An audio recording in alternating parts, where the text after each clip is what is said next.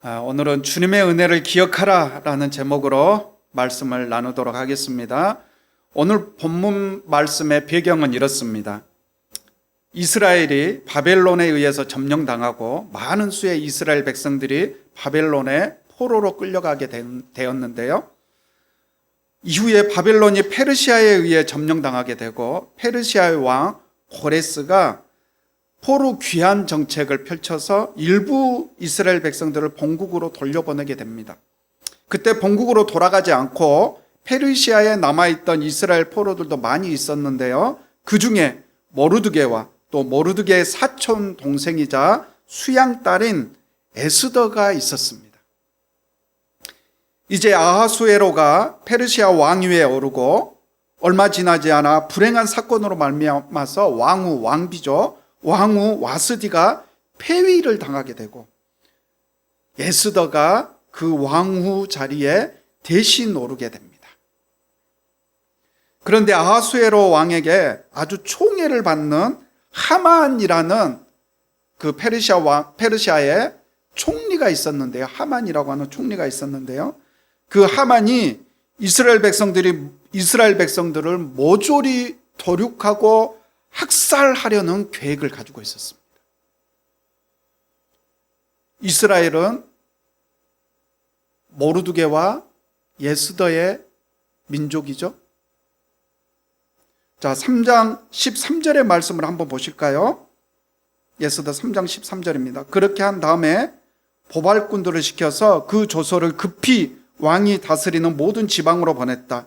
그 내용은 12째 달인 아달월 13일 하루 동안에 유다 사람들을 남녀노소할 것 없이 모두 죽이고 도륙하고 진멸하고 그들의 재산을 빼앗으라는 것이다.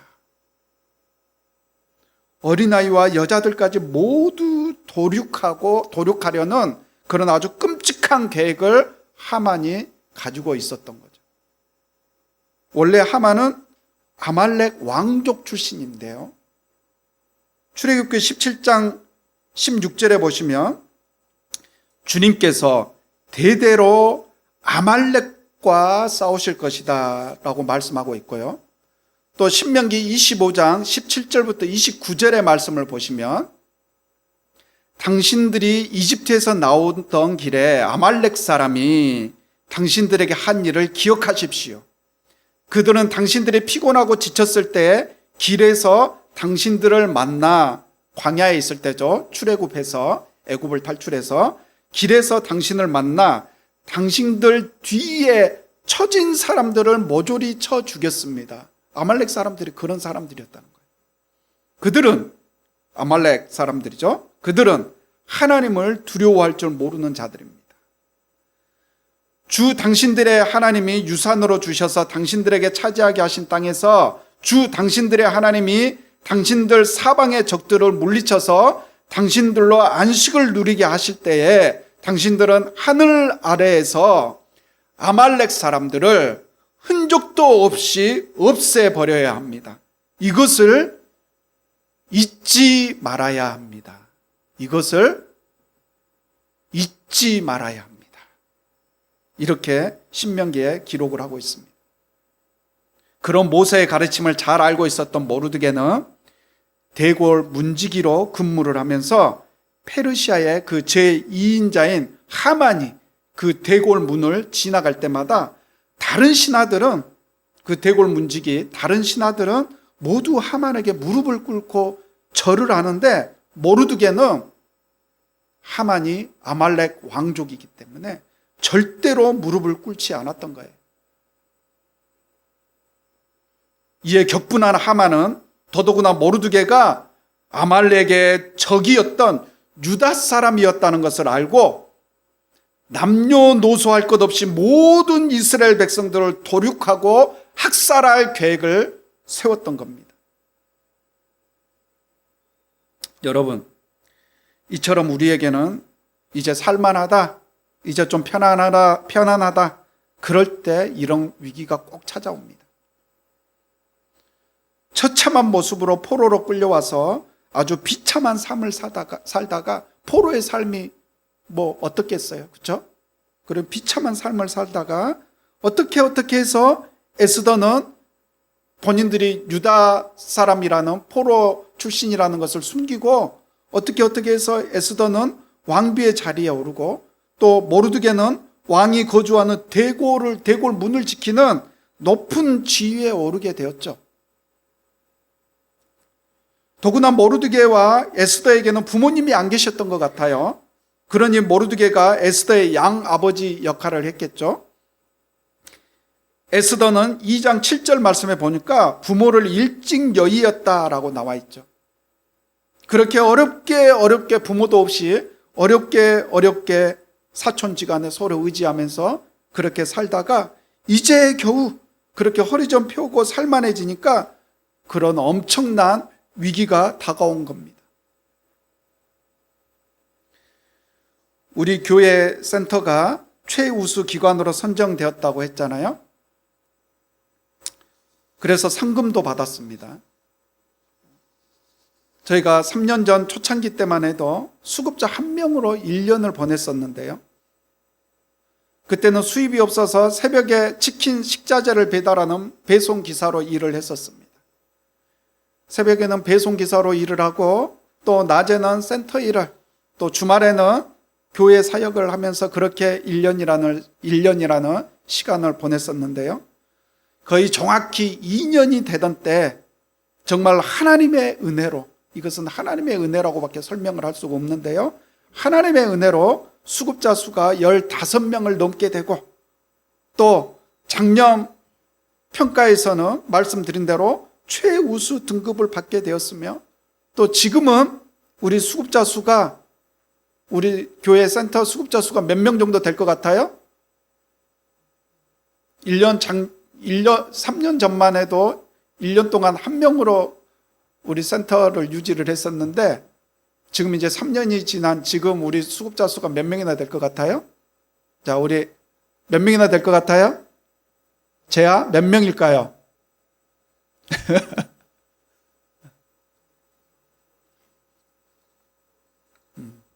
모르겠죠? 모르죠. 모르는 게 당연하죠. 60명에까지 이르렀습니다. 60명에까지.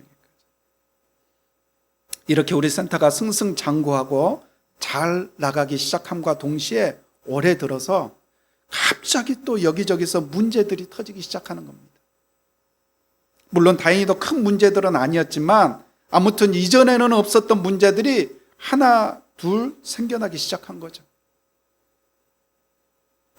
센터 운영을 잘못해서 현지 조사를 받아서 하루아침에 문을 닫는 그런 센터들이 허다합니다. 아무리 정직하고 완벽하게 운영을 한다 해도 맘먹고 와서 감사를 하면 먼지 안 날 센터가 한 곳도 없는 거죠.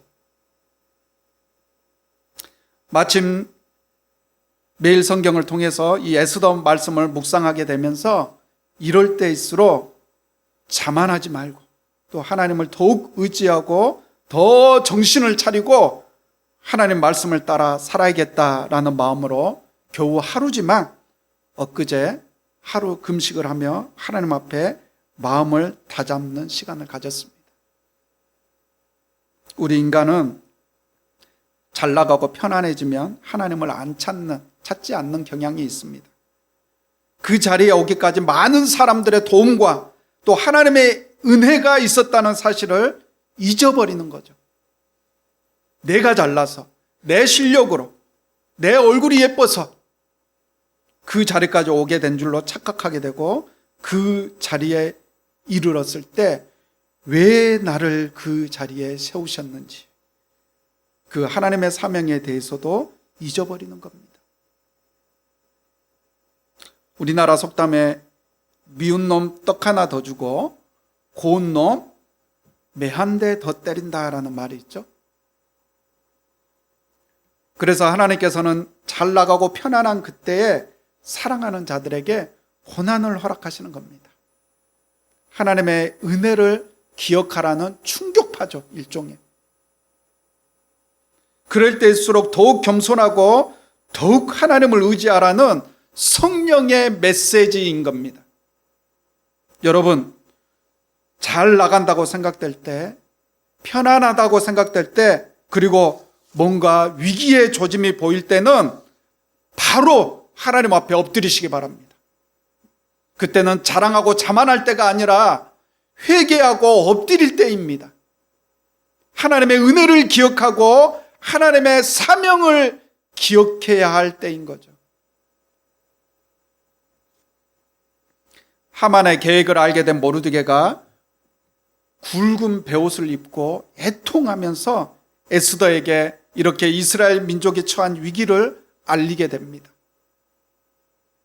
그리고 에스더에게 아하수에로 왕에게 가서 하만의 계획을, 그 온 유대, 남녀노소 할 것 없이 온 유대 사람을 도륙하려고 하는 그 하만의 계획을 막아줄 것을 아하수에로 왕에게 가서 간청하도록 그렇게 시키게 되죠.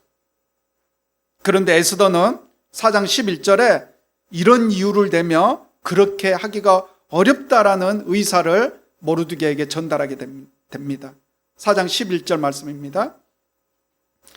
임금님이 부르시지 않는데 안뜰로 들어가서 왕에게 다가가는 자는 남자든지 여자든지 누구든지라는 뜻이죠. 모두 사형으로 다스리도록 되어 있습니다. 이러한 법은 모든 신하들과 왕이 다스리는 모든 지방 사람들이 다 알고 있습니다. 다만 임금님이 금으로 만든 규를 내밀어서 목숨을 살려주실 수는 있습니다.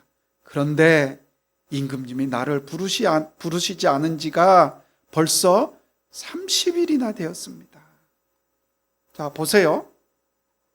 지금 에스더가 내가 그렇게 왕에게 나가서 간청하기가 어렵다라는 지금 이유를 설명을 해주고 있는데요. 에스더가 말한 그 이유 중에 불합리하거나 부당한 내용이 한 곳이라도 있습니까? 에스더에게는 4장 11절 말씀대로 모든 신하들과 왕이 다스리는 모든 지방 백성들이 다 알고 있을 정도로 그렇게 상식적이고 합리적이고 정당하고 당연한 이유를 가지고 있었습니다. 우리가 성경을 못 보고 또 기도를 못하는 합리적이고 당연한 이유들이 있죠. 하루 종일 직장에서 힘들게 일하고 퇴근을 하면 아무것도 하기가 싫죠. 그냥 아무 생각 없이 TV를 켜놓고 그렇게 소파나 방바닥에 붙어서 지냅니다. 제 얘기를 하는 것 같은데요. 우리는 이처럼 성경을 못 보고 기도를 못하는 너무나 합리적이고 당연한 이유들을 가지고 있습니다. 전도를 나가려다가도 어느 날은 비가 와서, 어느 날은 깜빡해서, 어느 날은 추워서, 어느 날은 더워서, 어느 날은 피곤해서 그렇게 합리적이고 당연한 이유로 오늘은 안 해도 하나님께서 이해해 주시겠지라는 마음으로 자꾸 미루게 됩니다. 계속 제 얘기를 하고 있는 겁니다. 물론 하나님께서 이해해야 해 주시겠죠. 하지만 우리의 영혼은 어떡합니까? 우리의 영혼은 조그만 시험이 와도 이리 흔들리고 저리 흔들리고 그러다가 이리 쓰러지고 저리 쓰러지고 그렇게 나약한 상태에 머물러 있지 않겠습니까? 그런 에스더의 상식적이고 합리적이고 당연한 이유에 대해 모르드게는 이렇게 말합니다. 에스더 4장 14절 말씀입니다. 이런 때에 왕후께서 입을 다물고 계시면 유다 사람들은 다른 곳에서라도 도움을 얻어서 마침내는 구원을 받고 살아날 것이지만 왕후와 왕후의 집안은 멸망할 것입니다. 왕후께서 이처럼 왕후의 자리에 오르신 것이 바로 이런 일 때문인지를 누가 압니까? 다르게 말하면 지금 왕후께서 그 자리에 계신 것은 왕후의 실력 때문이 아니라 하나님의 은혜 때문이라는 사실을 기억하라는 겁니다. 그렇기 때문에 왕후의 자리를 내 자신의 안위를 지키는 데에만 이용할 게 아니라 그 자리에서 하나님께서 맡기신 사명을 찾고 왜 나를 이 자리까지 오게 하셨는지, 이 자리에 앉혀주셨는지 그 하나님께서 맡기신 사명을 찾고 그 사명을 위해 살아야 된다는 말을 모르드게가 하고 있는 겁니다. 2장 말씀을 보시면 왕후를 뽑기 위해서 지방 관리들에게 명령을 내려 그 지역에서 내놓으라 하는 처녀들을 뽑아서 도성 수산으로 보내게 했습니다. 에스더가 그 중에 한 명이었던 거죠. 그런데 2장 9절 말씀을 보니까 그 처녀들을 맡아 돌보는 헤게라는 대골 사람이 유독 에스더를 좋게 보고 남다른 대우, 특별한 대우를 했다고 했습니다. 여기서 좋게 보고를 개역 개정 성경에서는 은혜를 베풀어로 번역을 하고 있는데요, 실제로 원어인 히브리어도 은혜를 뜻하는 헤세드라는 단어를 쓰고 있습니다. 헤세드 한 번쯤은 들어보셨죠? 성경에서 헤세드는 일반적인 그냥 그런 은혜를 말하는 게 아닙니다. 하나님의 은혜를 말하는 특별한 경우에만 쓰이는 단어입니다. 헤세드. 에스더가 아하수에로 왕의 왕으로 선택될 수 있었던 것에는 하나님의 은혜가 개입되었다는 것입니다. 하나님의 은혜가. 에스더가 예쁘거나 몸매가 좋거나 그래서 뽑힌 것이 아니라 하나님의 은혜가 개입되었다는 것입니다. 은혜는 그럴 만한 자격이 없는데도 불구하고 받는 것이 바로 은혜이잖아요. 날고 기는 그 많은 처녀들 속에서 에스더가 뽑힐 수 있었던 것은 에스더가 잘나서가 아니라 하나님의 은혜로 되었다는 거죠. 그렇기 때문에 그렇게 하나님의 은혜로 앉게 된 그 자리를 자신의 안위를 지키기 위해서만 사용한다면 유다 사람들은 다른 곳에서라도 도움을 받아서 마침내는 구원을 받고 살아날 것이지만 왕후와 왕후의 집안은 멸망하고 말 거라는 경고의 말을 하고 있는 겁니다. 그러면서 또 이렇게 말합니다. 왕후께서 이처럼 왕후의 자리에 오르신 것이 바로 이런 일 때문인지를 누가 압니까? 여기서 나오는 이런 일은 하나님의 일, 하나님께서 우리에게 맡기신 사명을 말하는 거죠. 이런 일. 이에 에스더는 최종적으로 이렇게 답합니다. 16절 말씀입니다. 어서 수산에 있는 유다 사람들을 한 곳에 모으시고 나를 위하여 금식하게 하십시오. 사흘 동안은 밤낮 먹지도 마시지도 말게 하십시오. 먹는 것뿐만이 아니라 물도 마시지도 말게 하십시오. 나와 내 시녀들도 그렇게 금식하겠습니다. 그렇게 하고 난 다음에는 법을 어기고서라도 내가 임금님께 나가겠습니다. 그러다가 죽으면 죽으렵니다. 한번 해볼까요? 죽으면 죽으렵니다. 우리는 하나님을 위해 살아가는 것을 너무 쉽게 생각하는 경향이 있습니다. 주일날 하루 예배에 나와서 예배 한 번 드리면 그게 하나님을 위해서 잘 살고 있는 것이라고 착각하는 거죠. 그리고 그렇게 신앙생활의 의무를 다했으니까 이제 일상에서는 하나님과는 전혀 상관없는 삶을 살아도 된다고 생각하는 겁니다. 신앙이란 죽으면 죽으리다 라는 각오가 있어야만 완성되는 것입니다. 다시 한번 말씀드리겠습니다. 신앙이란 죽으면 죽으리라는 각오가 있어야만 완성되는 겁니다. 왜요? 그런 각오와 고백이 바로 14절 말씀에 나오는 대로 마침내는 결국은 구원을 받고 살아날 것이라는 그 믿음에서 나오는 각오이고 고백이기 때문입니다. 마태복음 16장 25절 말씀입니다. 누구든지 자기 목숨을 구하고자 하는 사람은 잃을 것이요 나 때문에 자기 목숨을 잃는 사람은 찾을 것이다. 우리가 죽을 각오로 주님을 따를 수 있는 이유는 주님께서 우리를 살려주실 것을 믿기 때문입니다. 나 때문에 자기 목숨을 잃는 사람은 찾을 것이다 라고 말씀하셨잖아요. 우리가 죽을 각오로 주님을 따를 수 있는 이유는 주님께서 우리를 살려주실 것을 믿기 때문이에요. 결코 우리를 죽게 내버려 두지 않으시고 우리를 망하게 내버려 두지 않으십니다. 그 하나님을 우리가 믿기에 죽으면 죽으리다 라는 각오로 주님을 따르고 주님께 맡길 수 있는 겁니다. 죽으면 죽으리라는 각오로 주님을 따르는 사람에게 마침내는 구원을 받고 살아나게 되는 그런 은혜를 허락해 주실 줄로 믿습니다.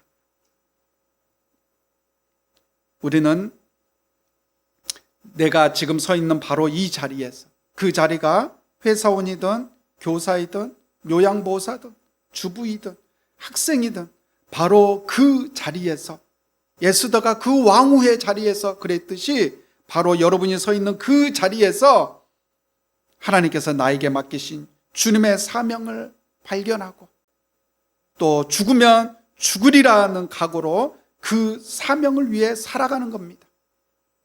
그럴 때 비로소 우리는 하나님의 구원을 보게 될 줄로 믿습니다.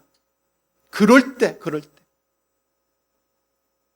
그 어떤 합리적이고 합당한 이유들에도 속아 넘어가지 마시고 또 내 실력과 노력으로 여기 이 자리까지 왔다는 착각에 빠져서 나의 등 뒤에서 나를 도와주셨던 주님의 은혜를 잊어버리지 마시고 죽으면 죽으리라는 각오로 주님을 위해, 사명을 위해 살아가는 저와 여러분이 될 수 있기를 간절히 소망합니다. 이 시간 우리 찬양 드릴 텐데